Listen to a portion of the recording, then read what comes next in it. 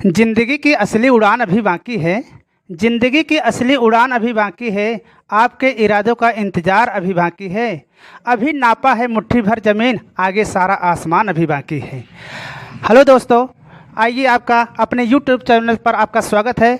मैं सुरेश सर आपका स्वागत एवं अभिनंदन कर। क्लास 10th की जो होता है बायो लेकर चल रहे हैं। क्लास 10th में हम चैप्टर पढ़ रहे हैं आनुवंशिकता। अगर आनुवंशिकता की बात करते हैं तो हम चर्चा कर चुके हैं आनुवंशिकता में जो होता है आनुवंशिक शब्द किसे कौन खोज किया था, और उसके बाद जो होता है इसमें आपको हम बताए थे कि जो होता है ये दो शब्दों से मिलकर के बना होता है। एक हेरिडिटी होता है और प्लस एक वेरिएशन होता है। एक हेरिडिटी और वेरिएशन दोनों मिलकर के जो होता है क्या बनाते हैं, जेनेटिक्स शब्द का प्रयोग होता है। तो जेनेटिक्स शब्द होता है, यहीं से हम ये बात होती है जेनेटिक्स की। तो इसमें हम बता भी चुके हैं जो होता है जेनेटिक्स, हेरिडिटी और वेरिएशन दोनों को मिला करके जेनेटिक्स होता है। और जेनेटिक्स शब्द का प्रयोग कौन किया था ये भी बता चुके हैं कि इसका प्रयोग जो होता है डब्ल्यू वैटसन नामक वैज्ञानिक ने इसका प्रयोग किए थे। उसके बाद फादर ऑफ जेनेटिक्स की बात होती है तो ग्रेगर जॉन मेंडल को बता चुके हैं। और कुछ हम टर्मिनोलॉजी भी पढ़ चुके हैं। इसमें टर्मिनोलॉजी जो होता है जैसे एलील्स क्या होते हैं और ट्रेड्स क्या होते हैं, और उसके बाद जो होता है जीनोटाइप एंड फिनोटाइप कैरेक्टर्स क्या होता है, तो उसके बाद जो होता है तो आज हम पढ़ेंगे कि जो होता है कि इसमें कौन कौन से वैज्ञानिक किस तरीके से अपना इन्वॉल्व हुए थे जेनेटिक्स में। तो सबसे पहले हम पढ़ते हैं, जैसे बात होती है जीव विज्ञान की अगर बात करते हैं तो इसमें सबसे पहले आते हैं जेनेटिक्स की बात करते हैं। तो इसमें जो होता है आनुवंशिकता की खोज की बात आती है। आनुवंशिकता की खोज जो होता है, आनुवंशिकता की खोज की बात आती है तो आनुवंशिकता की खोज जो होता है सबसे पहले वैज्ञानिक जो होते हैं कौन किया था, ग्रेगर जॉन मेंडल नामक वैज्ञानिक ने किए थे। ग्रेगर जॉन मेंडल नामक वैज्ञानिक ने किए थे। अब भाई इन दिन देखिए जो खोज इन्होंने अपना किया था उसमें इनको जो होता है पूरी खोज करने के बाद जो होता है उनका श्रेय उनको नहीं मिल पाता है।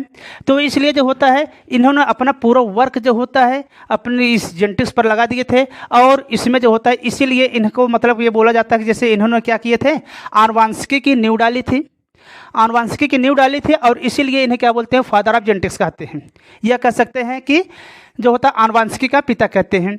और बात आती है मेंडल के जन्म की। तो मेंडल का जन्म जो होता है हम ये दिखाए हैं आपको। इसमें जो होता है मेंडल का जन्म जो होता है 22 जुलाई 1822 के जो होता है एक ऑस्ट्रिया शहर है। ऑस्ट्रिया शहर में जो होता है उसके गांव के एक सिलेसियन नामक गांव में एक परिवार में, एक कह सकते हैं मालिक परिवार में इनका जन्म हुआ था। इन्होंने अपना वर्क जो होता है पूरा वर्क जो होता है एक पौधा जो होता है क्या, पायसम सटाइवम पर इन्होंने अपना पूरा वर्क किए थे। और पायसम सटाइवम को हम क्या बोलते हैं, गार्डन पी कहते हैं। क्या बोलते हैं बच्चों, गार्डन पी कहते हैं। गार्डन पी जो होता है जिसे जंगली मटर कहते हैं, इसी पर इन्होंने अपना प्रयोग किए थे। और अपना प्रयोग जो होता है 1857 से लेकर के लगभग जो होता है 1866 ईस्वी तक इन्होंने अपना प्रयोग किए थे। और उसके बाद जो होता है इसी 1866 ईस्वी की मैं बात करता हूँ तो इन्होंने अपना पूरा पुस्तक लिख करके जो होता है एक जो होते हैं कह सकते हैं कि उस समय जो संस्था थी उस संस्था को दिए थे, जिसके कह सकते हैं कि अध्यक्ष जो हैं वो टी.आर. माल्थस थे। उसी समय जो होता है कि इनकी पुस्तक जो होता है कह सकते हैं कि पत्रिका के रूप में प्रकाशित हुई थी। प्रकाशित होने के सन जो होता है वो कौन सा है, 1866 ईस्वी है।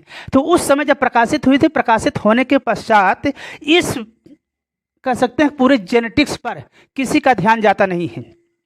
जब पूरे जेनेटिक्स पर किसी का ध्यान नहीं जाता है तो एक लगभग जो होता है इनकी, अब यहाँ पर देखिए आप लिखा गया है कि क्या 1884 ईस्वी में जो होता है इनकी क्या होती है, मृत्यु हो जाती है। कह सकते हैं किडनी फेल होने के कारण, किडनी डिसऑर्डर होने के कारण जो होते हैं इनकी मृत्यु हो जाती है। फिर उसके बाद जो होता है फिर आता है, तब पर भी इनके जो मेंडल ने खोज किए थे उनके नियम की कोई जानकारी किसी को नहीं थी। फिर उसके बाद सन 1900 ईस्वी में अगर हम बात करते हैं 3 वैज्ञानिक आते हैं। 3 वैज्ञानिक जो होते हैं इन्होंने जो होता है जैसे बात करते हैं 1884 में इनकी मृत्यु हो गई थी। मृत्यु होने के पश्चात लगभग जो होता है 16 वर्ष बाद कह सकते हैं, या कह सकते हैं कि इनकी खोज जो प्रकाशित हुई थी उसके लगभग 34 वर्ष बाद तो 3 वैज्ञानिक आते हैं। तीनों वैज्ञानिक जो होते हैं, एक आप उसमें देखेंगे, एक हैं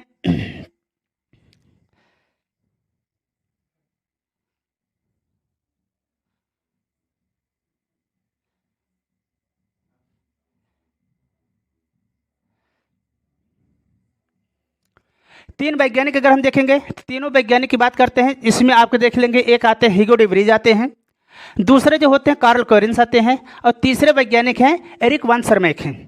तो अब इसमें हम देखते हैं कि जो हीगो डे व्रीज हैं, ये हीगो डे व्रीज जो होते हैं ये कहाँ के थे? ये हॉलैंड के निवासी थे। ये हीगो डे व्रीज कहाँ के थे? हॉलैंड के थे। कहाँ के थे? हॉलैंड के निवासी थे, या वहीं जो होते हैं हॉलैंड के निवासी थे। इन्होंने अपना पूरा प्रयोग जो होता है एक इवनिंग प्रिमरोज,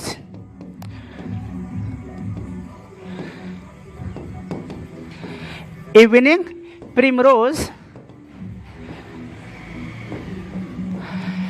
जिसे हम सांध प्रिमरोज कहते हैं, या कह सकते हैं कि ओनोथेरल अमेरिकियाना कहते हैं। तो इसी पर इन्होंने आप क्या किए थे? अपना प्रयोग किए थे, और ये क्या किए थे? मेंडल के नियमों की पुनर्खोज में आते हैं। उसके बाद अगर हम बात करते हैं एरिक वान सरमैक की बात करते हैं। एरिक वान सरमैक नहीं, यहाँ पहले कार्ल कोरिन्स को देख लेते हैं। कार्ल कोरिन्स जो हैं ये आपके कह सकते हैं कि इन्होंने जो होते हैं एक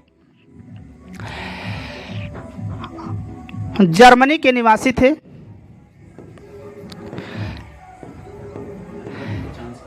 ये जो थे कहाँ के थे? जर्मनी के निवासी थे। जर्मनी के निवासी होने के साथ साथ इन्होंने जो होता अपना प्रयोग जो किए थे डीएमएस, एक मेज नामक पौधे था, मेज नामक कह सकते हैं, मेज जिसे हम क्या बोलते हैं? मक्के के पौधे पर जो होता है इन्होंने अपना प्रयोग किया था। और उसी से उसके बाद जो होता है सन 1900 कह सकते हैं 1900 ईस्वी में इन्होंने अपना पूरा प्रयोग किए थे। और उसी के बाद जो होता है ये भी क्या आते हैं? रीडिस्कवरी में, मेंडल के रीडिस्कवर में आते हैं। उसके बाद तीसरे वैज्ञानिक जो हैं, और ये क्या उन्हें? एरिक वान सरमैक। कार्ल कोरिन्स के बाद कौन से वैज्ञानिक आते हैं? एरिक वान सरमैक आते हैं। ये वैज्ञानिक जो थे इन्होंने जितने भी फ्लावरिंग प्लांट होते हैं उस पर अपना प्रयोग किए थे, और उस फ्लावरिंग प्लांट पर प्रयोग करने के पश्चात ही जो होता है ये भी जो होते हैं इनके रीडिस्कवर में आते हैं। तो रीडिस्कवर की बात होती है तो 3 वैज्ञानिक आते हैं। एक जो होते हैं हीगो डे व्रीज, दूसरे जो होते हैं कार्ल कोरिन्स आते हैं, तीसरे जो होते हैं एरिक वान सरमैक आते हैं। अब इन तीनों वैज्ञानिकों ने खोज किए थे, और उसके बाद जो होता है जब खोज करने के पश्चात जो होता है तब जाकर के पता चला कि मेंडल ने कितना प्रयोग किए थे। तो उसके बाद इसमें एक वैज्ञानिक जो होते हैं कार्ल कोरिन्स की बात होती है। इन्होंने ही क्या किए थे? मेंडल के जो रिजल्ट थे, या कह सकते हैं कि उन्होंने जो अपना निष्कर्ष निकाले थे उस निष्कर्ष को जो होता है इन्होंने उनके नियम में क्या करते हैं? चेंजिंग कर देते, मतलब नियम में परिवर्तित कर देते हैं। अब उसके बाद अगर बात करते हैं, यहाँ पर अगर देखते हैं तो मेंडल ने अपना प्रयोग जो किए थे, एक्सपेरिमेंट जो किए थे, वो एक्सपेरिमेंट अगर बात करते हैं तो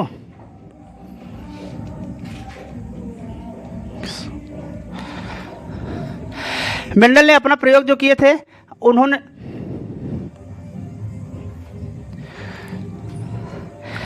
अब बात आती है कि अगर एक्सपेरिमेंट ऑफ मेंडल्स की बात करते हैं, जो एक्सपेरिमेंट किए थे, एक्सपेरिमेंट उन्होंने किया था किस पर? गार्डन पी पर। गार्डन पी पर अपना प्रयोग किए थे, और उस प्रयोग के आधार पर जो होता है सबसे पहले गार्डन पी को उन्होंने लिया क्यों? मटर के पौधे का चयन क्यों किया? तो उसमें सबसे पहली बात ये आती थी, मटर का पौधा जो होता है क्या होता है? एनुअल होता है। एनुअल होता है। एनुअल मतलब क्या होता है? एक वर्षीय।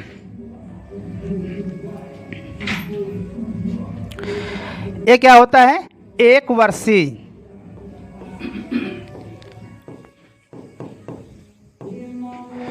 एक वर्षीय होता है। और उसके बाद मतलब एक वर्षीय का मतलब ये होता है एक ही सीजन में जो होते हैं इस पौधे के क्या होता है? लाइफ साइकिल जो होती है समाप्त हो जाती है। और दूसरा क्या होता है? दूसरी बात अगर हम बात करते हैं तो ये जो होते हैं हर्माफ्रोडाइट होते हैं।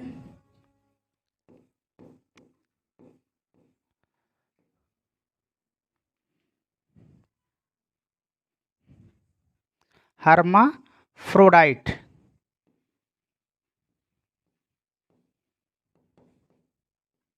या इसी को हम बोलते हैं द्विलिंगी कहते हैं।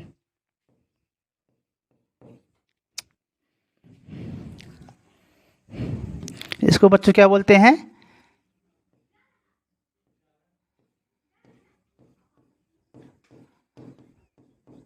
द्विलिंगी कहते हैं। हर्माफ्रोडाइट या द्विलिंगी होते हैं।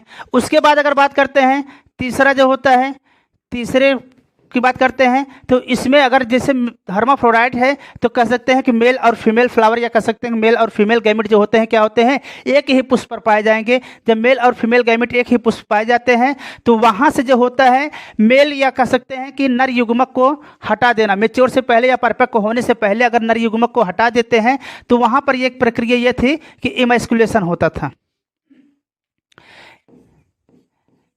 Emasculation.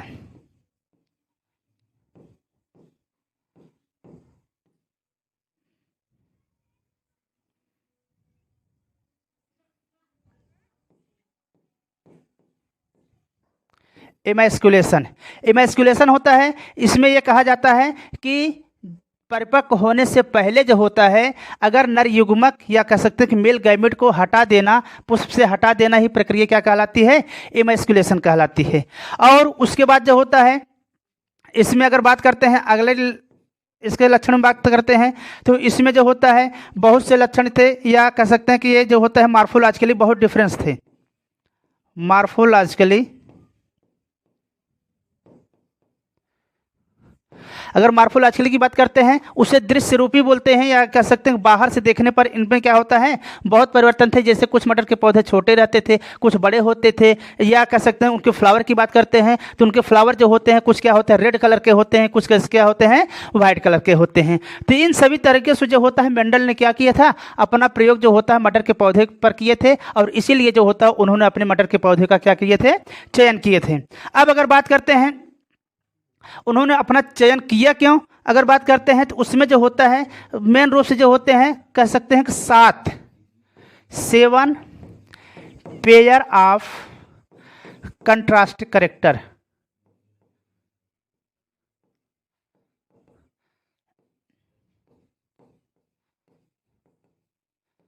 Seven pair of contrast character Mendel ने जो होता है अपने पौधे को जो होता है मटर के पौधे को जो लिए थे उसमें जो होते हैं 7 कैरेक्टर लिए थे। अगर हम पहले बात करते हैं बच्चों तो सबसे पहले हम लिखते हैं जैसे पौधे की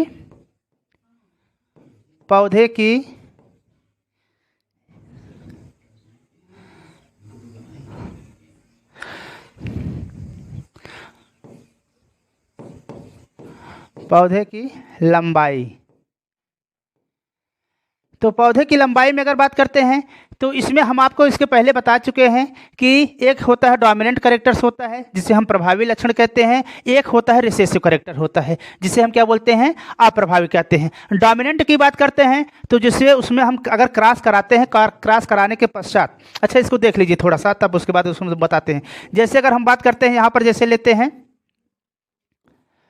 जैसे कैपिटल टी ले लेते हैं, या स्मॉल टी जो होता है स्मॉल टी ले लेते हैं।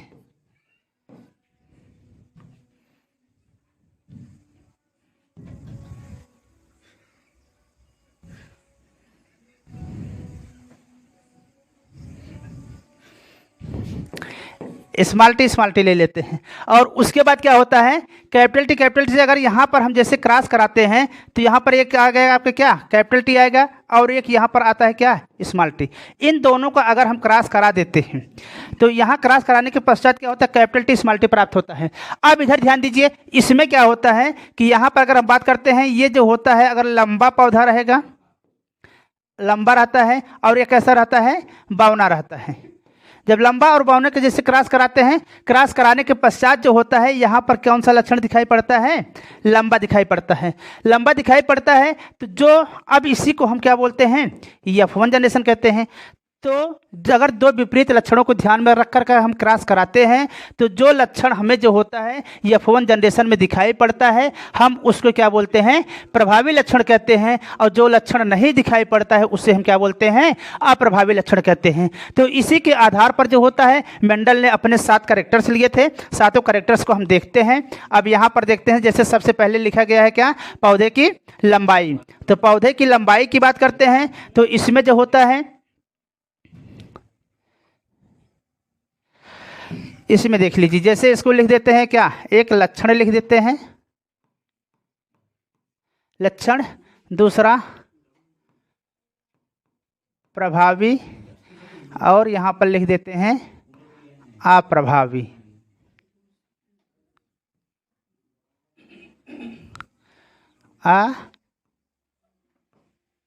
अप्रभावी। अब पहला लक्षण हम जैसे ले लेते हैं, पहले में ये होता है कि पौधे की लंबाई,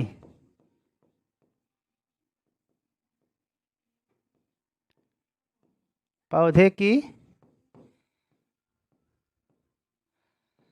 लंबाई। तो पौधे की लंबाई अगर बात करते हैं तो यहाँ प्रभावी लक्षण क्या हो जाएगा, लंबा हो जाएगा, और अप्रभावी कैसा होगा, बौना होगा। उसके बाद अगर बात करते हैं दूसरा लक्षण की बात करते हैं, तो जैसे पुष्प का रंग, पुष्प का रंग, पुष्प का रंग की बात करते हैं तो यहाँ पर जो होता है लाल हो जाएगा, और यहाँ पर कैसा होता है, सफेद।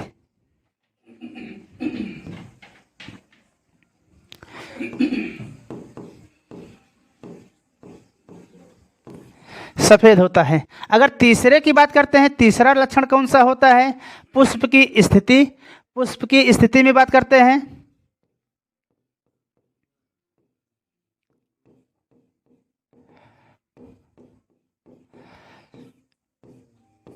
पुष्प की स्थिति की बात करते हैं तो इसमें एक होता है अग्रस्थ बोलते हैं,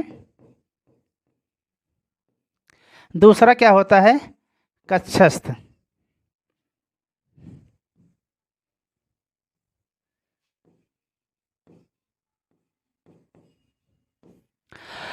और चौथा लक्षण अगर हम लेते हैं बच्चों, तो चौथे लक्षण में जो होता है, अब फली का रंग,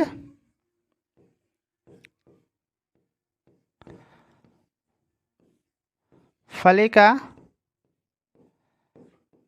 रंग, यहाँ पर जो होता है इसका फली का रंग जो होता है प्रभावी जो रहेगा वो कैसा रहेगा, हरा रहता है, और यहाँ पर जो होता है अप्रभावी जो रहेगा वो कैसा रहता है, पीला रहता है। उसके बाद अगर बात करते हैं पांचवें लक्षण की, तो पांचवा लक्षण में जो होता है फली की आकृति की बात करते हैं, फली की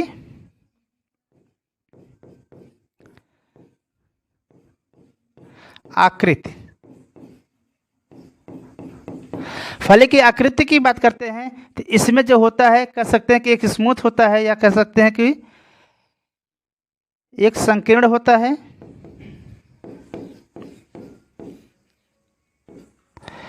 और एक होता है उभरा हुआ बात करते हैं।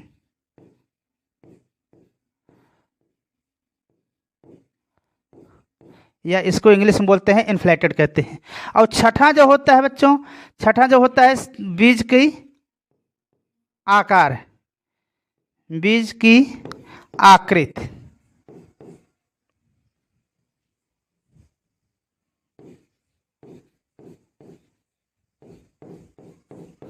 बीज की आकृति की बात करते हैं तो बीज की आकृति जो होती है इसमें क्या होता है, एक गोल होता है,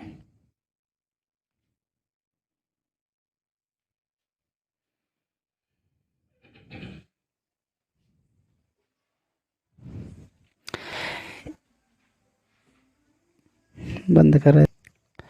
देखिए बच्चों, हम अभी छठा कैरेक्टर इनका छठा लक्षण क्या था, बीज की आकृति।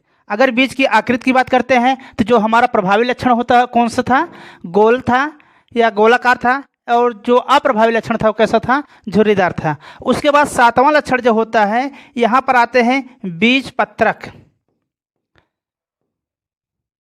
बीज पत्रक, बीज पत्रक का रंग, जो बीज पत्रक का रंग की बात होती है तो इसमें क्या था, ये पीला था,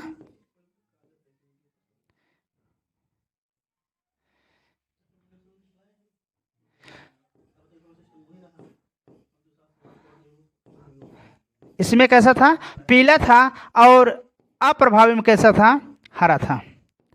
तो इतने 7 लक्षण उन्होंने लिए थे, 7 पेयर ऑफ कंट्रास्टिंग कैरेक्टर, जो 7 लक्षण लिए थे। तो उसमें अगर हम बात करते हैं, जैसे अगर बात करते हैं सबसे पहले जो होता है पौधे की लंबाई की बात करते हैं। पौधे की लंबाई जो होती है वो कैसी थी, पौधे की लंबाई की बात करते हैं तो इसमें जो होता है एक लक्षण कैसा था, लंबा था। लक्षण जो था उसमें लंबा था और गोल,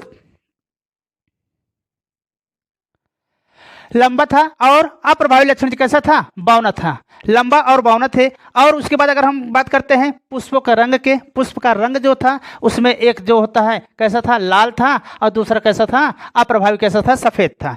उसके बाद फिर पुष्प की स्थिति की बात करते हैं। पुष्प की स्थिति में एक अग्रस्त होता है, दूसरा कक्षस्थ होता है। अग्रस्त का मतलब ये होता है कि जो पुष्प जो रहते हैं वो क्या होते हैं, अगर शाखाएं जहाँ निकलती हैं वहाँ से अगर निकलते हैं तो क्या होते हैं, कक्षस्थ कहलाते हैं। और अगर जहाँ शाखाएं क्या होती हैं उसके ऊपर निकलता है तब वो क्या कहलाते हैं, अग्रस्त कहलाते हैं। और अगर बात करते हैं चौथे लक्षण की, फली की आकृति की बात करते हैं, तो फली की आकृति में जो होता है इसमें अगर फली का रंग, फली की आकृति देखते हैं तो कुछ फलियाँ जो होती हैं एकदम सीधी क्या होती हैं, इस तरीके से रहती हैं, सीधी ऐसे फूली हुई रहती हैं, इस तरीके से ऐसे बनती हैं फलियाँ जो होती हैं। और अगर उसकी बात करते हैं संकुचित की बात करते हैं, कुछ फलियाँ जो होती हैं इस तरीके से रहती हैं, कुछ फलियाँ क्या होती हैं, इस तरीके से रहती हैं। तो मतलब जहाँ पर मटर के दाने होते हैं, जहाँ पर रहेंगे वहाँ पर क्या होते हैं, फूली हुई रहती हैं, जहाँ पर और क्या होते हैं नहीं रहते वहाँ पर क्या होती है, पिचकी रहती हैं। इसीलिए इसे क्या बोलते हैं, कह रहे हैं संकुचित होती हैं। कैसी होती हैं, संकुचित होती हैं। और उसके बाद आप फली का रंग की बात करते हैं, तो फली का रंग जो होता है वो कैसा होता है, हरा होता है। और क्या होता है, उसके बाद प्रभावी जो होता है कैसा होता है, हरा होता है। और अप्रभावी कैसा होता है, पीला होता है। फिर उसके बाद अगर हम बात करते हैं बीज की आकृति की, बीज की आकृति कुछ मटर के बीज देखते हैं क्या होता है, गोले होते हैं तो इसलिए गोला होता है। और उसके बाद क्या होता है, कुछ बीज जो होते हैं क्या होते हैं, पिचके हुए रहते हैं, उसी को हम क्या बोलते हैं, झुर्रीदार कहते हैं अथवा रिंकल्ड बोलते हैं। और उसके बाद अगर हम बीज पत्रक की बात करते हैं, जैसे दाल जो उसकी होती है पत्रक कहलाती है, तो उसमें जो होते हैं पीला जो होता है, प्रभावी रंग कैसा होता है, पीला होता है। और अप्रभावी कैसा होता है, हरा होता है। तो अगर हम इसकी बात करते हैं, अगर यही चीज़ हम इंग्लिश में बोल दें, इंग्लिश में कहते हैं कि स्टेम लेंथ होता है, वो जो होता है फ्लावर कलर होता है, फ्लावर पोजीशन होती है, और पॉड शेप, पॉड कलर, और उसके बाद seed shape and seed code या कह सकते हैं कोटाइलडॉन कलर जो होते हैं। तो इतने जो होते हैं 7 कैरेक्टर्स उन्होंने लिए थे। और उनके बाद जो होते हैं उन्होंने जो अपना नियम दिए थे, उस नियम को अगर हम आगे देखते हैं, उस नियम की बात करते हैं, तो उस नियम में जो होता है यहाँ पर सबसे पहले जो होता है एक आप देख लेते हैं क्या, मोनोहाइब्रिड। मोनोहाइब्रिड कल ही इसको हम बता चुके थे, अगले ही पहले ही लेक्चर में जो होता है। तो मोनोहाइब्रिड एक होता है, एक डाईहाइब्रिड होता है। तो इसमें हम इसको बता ही चुके थे कि क्या होता है मोनोहाइब्रिड जो होता है, क्या होता है डाईहाइब्रिड। तो मोनोहाइब्रिड में हम बताए थे कि जो होता है जब पौधे का जो होता है एक लक्षण को ध्यान में रख करके क्रॉस कराया जाता है या संकरण कराया जाता है, तब उसको हम क्या बोलते हैं, मोनोहाइब्रिड कहते हैं। अगर बात करते हैं जैसे क्या होता है कि अगर पौधे की लंबाई ले लेते हैं, जैसे कैपिटल टी और स्मॉल टी, तो क्या होते हैं दोनों क्या होते हैं, पौधे की लंबाई ही है, तो इसके आधार पर अगर हम क्रॉस कराते हैं तो क्या होता है, मोनोहाइब्रिड होता है। और अगर जैसे मान लेते हैं यहाँ पर ले लेते हैं राउंड ले लेते हैं, और क्या ले लेते हैं, येलो ले लेते हैं, तो यहाँ पर जो होता है पौधे का जो होता है 2 कैरेक्टर्स को ध्यान में रखकर क्रॉस कराया जाता है, इसलिए जो होता है यहाँ पर इसे हम क्या बोलते हैं, डाईहाइब्रिड क्रॉस कहते हैं। और बच्चों को इसके पहले लेक्चर में हमें भी बता चुके थे कि जो मोनोहाइब्रिड क्रॉस पर आधारित है उसमें 2 मेंडल के 2 नियम हैं। पहला क्या है, लॉ ऑफ डोमिनेंस, और दूसरा क्या है, law of segregation.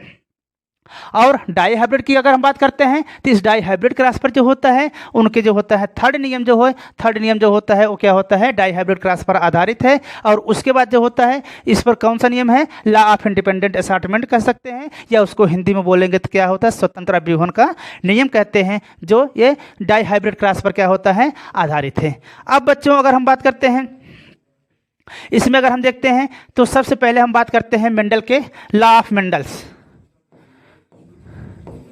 Law of Mendel's, Mendel के नियम।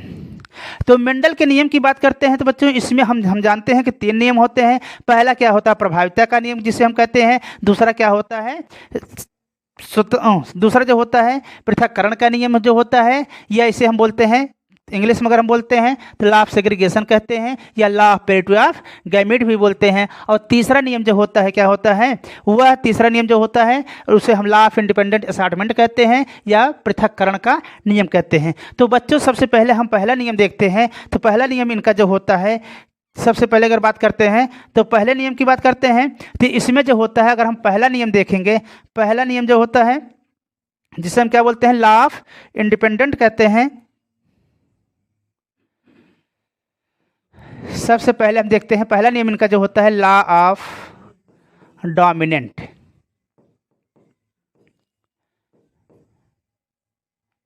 Law of dominant. तो इस नियम के आधार पर अगर हम बात करते हैं तो इस नियम में जो होता है लॉ ऑफ डोमिनेंट की अगर हम बात करते हैं तो इसमें जो होता है मेंडल ने क्या किए थे, मेंडल ने पौधे का जो होता है केवल कह सकते हैं कि एक लक्षण को ध्यान में रखकर क्रॉस कराए थे। अगर बात करते हैं तो यह नियम जो होता है, पहले सबसे पहले बात करते हैं यह नियम किस पर आधारित है। तो यह नियम जो है एक संकरण पर आधारित है। एक संकरण पर आधारित है। और उसके बाद जो होता है इसमें यह कहा गया है कि जब मेंडल ने जो होता है, मेंडल ने इसमें अगर बात करते हैं तो पौधे को एक लक्षण को ध्यान में रखकर संकरण कराया। तो प्रथम पीढ़ी में केवल एक लक्षण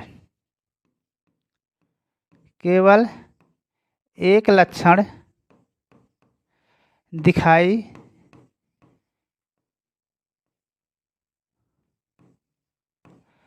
पड़ता है। अगर एग्जाम्पल की बात करते हैं, जैसे हम ले लेते हैं यहाँ पर, जैसे ले लेते हैं एक जो होता है कैपिटल टी ले लेते हैं। कैपिटल टी जो होता है कैसा होता है, टाल होता है। और दूसरा लक्षण जो ले लेते हैं क्या होता है, स्मॉल टी ले लेते हैं। एक ऐसा होता है ड्वार्फ होता है। यहाँ से जब हम अगर गैमेट्स निकालेंगे तो गैमेट्स जो होता है स्मॉल टी कैपिटल टी निकलेगा। यहाँ से एक गैमेट निकलेगा क्या होता है, स्मॉल टी निकलता है। जब इन दोनों का अगर हम क्रॉस कराते हैं, तो यहाँ से जो होता है हमें जो प्राप्त होगा वो कैपिटल टी कैसा, small T. Capital T small T प्राप्त होता है।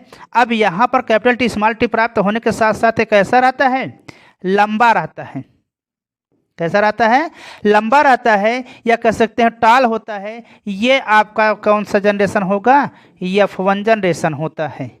कौन सा होता है, F1 जनरेशन होता है। और उसके बाद जो होता है तो प्रथम पीढ़ी में जो लक्षण दिखाई पड़ता है वो क्या होता है, वो लक्षण कौन सा दिखाई पड़ता है, प्रभावी लक्षण का दिखाई पड़ता है। और इसीलिए इसे हम कहते हैं क्या, प्रभाविता का नियम कहते हैं। तो ठीक है बच्चों, ये वीडियो आपको कैसा लगा इसको कमेंट्स करके ज़रूर बताइएगा और चैनल को लाइक एंड सब्सक्राइब ज़रूर करिएगा। धन्यवाद।